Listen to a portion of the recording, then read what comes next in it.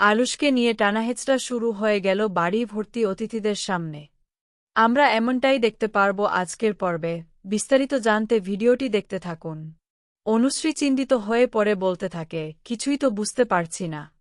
যদি ঈশানকেও ওরা জিম্মি করে ফেলে তাহলে আর কারও সহযোগিতা নিতে পারব না। কারণ বাড়ির সবাই নিজেদের কাজ নিয়ে ব্যস্ত, আর এমনিতেই নানা সমস্যায় জর্জরিত। ঠিক সেই সময় ঈশান বলতে থাকে, তুমি কোনো খবর পেয়েছ? তখন অনুশ্রী বলেন, না, কোনো খবর নেই। কিন্তু আমি ওকে কোথাও খুঁজে পাচ্ছি না। এরপর ঈশান শঙ্করকে সাহস দিয়ে বলতে থাকে, শঙ্কর কাকা, তুমি কি চাও আমার ভাই জীবিত থেকেও মৃত মানুষের মতো জীবন কাটাক? কুসুম আর আজুশ চিরকালের জন্য একে অপরের থেকে আলাদা হয়ে যাক? এতে কি আদৌ কারও ভালো হবে? বরং আমাদের গাঙ্গুলি পরিবার পুরোপুরি নরকে পরিণত হবে। কারণ আমাদের গাঙ্গুলি বাড়ির যোগ্য বর বউ যদি কেউ হয়ে থাকে, তাহলে সে একমাত্র কুসুম। এটা মা ছাড়া আমরা সবাই জানি। তাহলে তোমার এত আপত্তি কেন? আমি তো কিছুই বুঝতে পারছি না। তুমি কেন নিজের মেয়ের ওপর এতটা ক্ষিপ্ত হয়ে তার জীবনটাই নষ্ট করতে চাইছ? তোমার মেয়ের স্মৃতির সিঁদুর আজও অটুট রয়েছে।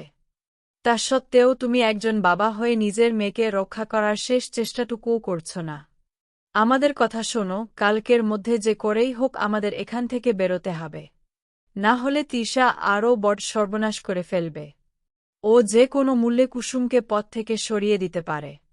এমন কিছু ঘটাতে পারে, যার কারণে কুসুমকে সেখান থেকে সরে যেতে বাধ্য হতে হবে। তারপর মানসিকভাবে অসুস্থ সেই মেয়েকেই গাঙ্গুলি বাড়ির বড় বউ বানিয়ে আজুশকে দিয়ে সবকিছু করাবে, যেমনটা এতদিন ধরে পরিকল্পনা করে এসেছে। তাই যে করেই হোক ওদের চোখে ধুলো দিয়ে আমাদের এখান থেকে বেরিয়ে যেতে হবে। সর্বপ্রথম যে করেই হোক হাতের বাঁধন খুলতে হবে। তারপর এই জায়গা থেকে পালিয়ে যেতে হবে, যাতে ওরা কোনোভাবেই আমাদের পিছু ধাওয়া করতে না পারে। আমাদের যদি সময়মতো গাঙ্গুলি বাড়িতে পৌঁছাতে না পারি তাহলে অনেক বড় অঘটন ঘটে যাবে। তাই যে করেই হোক যত দ্রুত সম্ভব সেখানে পৌঁছাতে হবে। অন্যদিকে তিশা এক পর্যায়ে কুসুমকে সম্পূর্ণ অসহায় করে ফেলে। তাকে ভয় দেখিয়ে বলতে থাকে, এক্ষুনি তোমার পরনের এই বেনারসি, গহনাগাটি সবকিছু খুলে আমাকে পরিয়ে দাও। কুসুম, হয়তো তোমার বাবা এখনও বেঁচে আছেন। কিন্তু আমি যদি এখনই আমার দাদাকে ফোন করি তাহলে তোমার বাবার কি পরিণতি হবে সেটা নিশ্চয়ই তুমি খুব ভালো করেই জানো। তাই আমি যা বলছি সেটাই চুপচাপ করো। ঠিক সেই সময় বাধ্য হয়ে কুসুম নিজের পরনের সমস্ত কাপড়চোপড় ও গহনাগাটি খুলে তিশার হাতে তুলে দেয়। এরপর তিশা সেই সমস্ত পোশাক ও গহনা শ্রীতমার গায়ে পরিয়ে দেয়। তারপর তিশা বলতে থাকে, এবার তো শুভ দৃষ্টির জন্য প্রস্তুত হতে হবে। এবার তোমার মুখ পানপাতা দিয়ে ঢেকে ছাদনাতলায় নিয়ে যাওয়া হবে। আমি প্রথমবারের মতো আমার শ্বশুর বাড়িতে যেতে চলেছি, আর আমার স্বপ্ন পূরণের আর মাত্র এক ধাপ বাকি। এরপর দেখা যায় লগ্ন পেরিয়ে যেতে শুরু করে। ঠিক সেই সময় ইন্দ্রাণী গাঙ্গুলি পুরোহিতকে তাড়া দিতে থাকেন। তিনি বলেন, মা জননী, এবার দ্রুত কনেকে নিয়ে আসার ব্যবস্থা করতে হবে।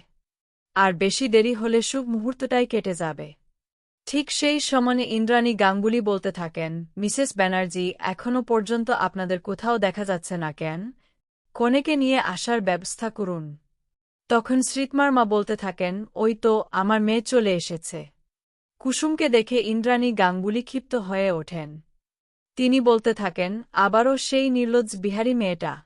এত বড় সাহস হল কি করে? কালই তো বলেছিলাম আজ সকাল পর্যন্ত যেন ওর মুখও কেউ না দেখে। তারপরও আবার এখানে চলে এসেছে। তোমার কি কোনো লজ্জাশরম নেই? মিসেস ব্যানার্জি বলতে থাকেন, এক মিনিট, আপনি একটা রেগে যাবেন না। আসলে আমার মেয়ের ইচ্ছা ছিল কুসুমই ওকে বিয়ের পিঁড়ি পর্যন্ত নিয়ে আসবে। তাই ওর অনুরোধ রাখতেই আমরা এই সিদ্ধান্ত নিয়েছি। কুসুম চাইলে আজকের এই অনুষ্ঠানে থাকতে পারে, যতক্ষণ না শ্রীতমা এবং আজুশের বিয়ে সম্পন্ন হচ্ছে। ঠিক সেই সময় কুসুম ভয়ে ভয়ে শ্রীতমার ছদ্মবেশে থাকা তিশাকে নিয়ে সামনে এসে দাঁড়ায়। আর সেই মুহূর্তেই আজুশ কনের চোখমুখের দিকে তাকিয়ে কিছুটা হলেও সন্দেহ করতে শুরু করে। অন্যদিকে ইন্দ্রাণী গাঙ্গুলি বলতে থাকেন, জানো তো শ্রীতমা, আজ তোমার আর আজুশের বিয়ের মধ্য দিয়ে আমার জীবনের সবচেয়ে বড় স্বপ্ন পূরণ হতে চলেছে। এই দিনটার জন্য আমি কত স্বপ্ন বুনেছি সেটা তোমাকে বলে বোঝাতে পারব না। ঠিক সেই সময় শ্রীতমার মা বলতে থাকেন, আর মাত্র কয়েকটা মুহূর্তের অপেক্ষা। তারপর দেখবেন আমার মেয়েই আপনাদের বাড়িতে রাজত্ব করবে এবং সবার মন জয় করে নেবে। ঠিক সেই সময় বিয়ের অনুষ্ঠান শুরু হতে যায়। পুরোহিত বলতে থাকেন, নিন এবার শুভ দৃষ্টি শুরু করুন। শুভ দৃষ্টি শুরু হওয়ার ঠিক মুহূর্তেই হঠাৎ করে সেখানে শ্রীতমা এসে হাজির হয়। শ্রীতমা তখন বলতে থাকে, দাঁড়াও, এখানে কার বিয়ে হচ্ছে? আর কাকে তোমরা কনে সাজিয়ে বিয়ে দিচ্ছ? ঠিক সেই সময় কনের বেশে শ্রীতমাকে দেখে সবাই হতবাক হয়ে যায়। ইন্দ্রাণী গাঙ্গুলি অবাক হয়ে বলেন, তুমি যদি এখানে থাকো তাহলে ওকে?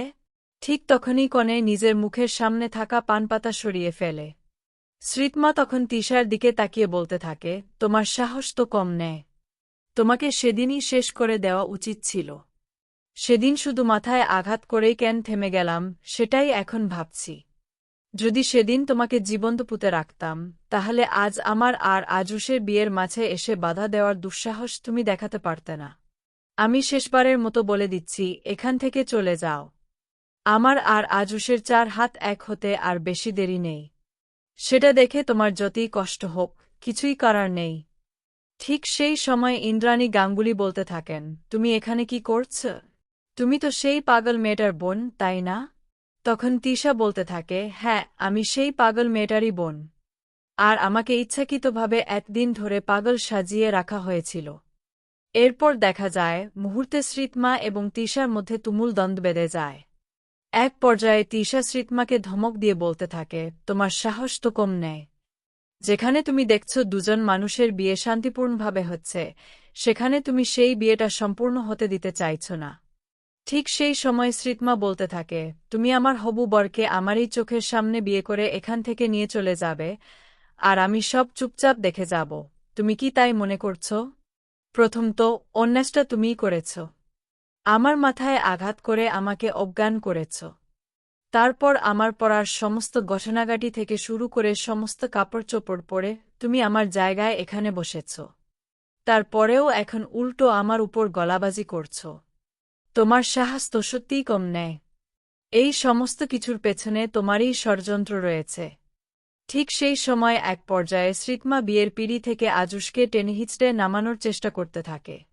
তখন তিশাও আজুশকে শক্ত করে ধরে ফেলে এবং দুজনে মিলে টানাটানি করতে থাকে। ঠিক সেই সময়ে ইন্দ্রাণী গাঙ্গুলি চিৎকার করে বলতে থাকেন, থামো। এই সমস্ত কি হচ্ছে? লোকজনের সামনে এভাবে হাসাহাসির পরিবেশ তৈরি করার কি প্রয়োজন আছে? তোমরা দুজনে মিলে ওকে এভাবে টানাটানি করছো কেন? তোমরা ভুলে যেও না, এটা কোনো হাসিঠাট্টার বিষয় নেই। এটা অত্যন্ত গুরুতর একটি বিষয়। তোমরা এভাবে আচরণ করছ কেন? আর তোমার মাথায় আঘাত করে কে অজ্ঞান করে দিয়েছিল সেটাও স্পষ্ট করে বলো। ঠিক সেই সময় শ্রীতমা বলতে থাকে, আন্টি, আপনি বুঝতে পারছেন না। এই মেয়েটা মানসিকভাবে অসুস্থ হয়ে গেছে। তাই ও এই ধরনের কর্মকাণ্ড করছে। ঠিক সেই সময় বোনের বিয়েতে এক পর্যায়ে হস্তক্ষেপ করে শ্যাম বলতে থাকে, আজুষ্মান গাঙ্গুলি, তুমি কি ভুলে গিয়েছ আমার হাতে কি তুরুপের তাস রয়েছে? যেটার মাধ্যমে এক ঢিলে রীতিমতো 2 পাখি শিকার হয়ে যাবে, কিন্তু সেটা যেন ভুলে যেও না। এই বাড়ি ভর্তি অতিথিদের সামনে যদি আমি একবার খেপে যাই তাহলে কুসুমের বাবার সঙ্গে সঙ্গে তোমার মাকেও ঈশ্বরের কাছে পাঠিয়ে দেব। আর এই সমস্ত কিছু করতে আমি একদমই পিছপা হব না। তাই ভালো আমি যা বলছি সেটা করো। তুমি আমার বোনকে বিয়ে করো। আর এই আসরে যদি আমার বোনের স্মৃতিতে তুমি সিঁদুর না পরাও তাহলে আমার থেকে খারাপ আর কেউ হবে না। ঠিক সেই সময় এক পর্যায়ে শ্যাম নিজেই বলতে থাকে, এত ঝামেলায় যাওয়ার কোনো প্রয়োজন নেই। তুমি সোজা আমার বোনের স্মৃতিতে সিঁদুর পরিয়ে দাও, তাহলেই আমার বোনের স্বপ্ন পূরণ হয়ে যাবে আর সব সমস্যারও সমাধান হয়ে যাবে। ঠিক সেই সময় শ্রীতমার বাবা-মা বলতে থাকেন, এটা কি মগের মুলুক নাকি? আমাদের মেয়েকে সরিয়ে আপনার বোনকে বিয়ের পিঁড়িতে বসিয়ে জোর জবরদস্তি করে বিয়ে দেবেন? এখানে কি কোনো ছেলে খেলা হচ্ছে নাকি পুতুল খেলা হচ্ছে? ঠিক সেই সময় কুসুম বলতে থাকে, ছোট সাহেব, আমি আপনার কাছে হাত জোড় করে অনুরোধ করছি, শ্রীতমা ম্যাডাম হয়তো কোনো কিছুই বুঝবেন না। কিন্তু তা সত্ত্বেও আপনি যদি এখনই শ্রীতমা ম্যাডামকে বিয়ে না করেন তাহলে শ্যাম আমার বাবাকে মেরে ফেলবে। আর সেটা আমি কোনোভাবেই হতে দিতে পারব না। ঠিক সেই সময় আজুশ বলতে থাকে, তুমি আর তোমার বাবাকে কোথা থেকে পেল সে? ঠিক তখনই কুসুম চুপ করে দাঁড়িয়ে থাকে।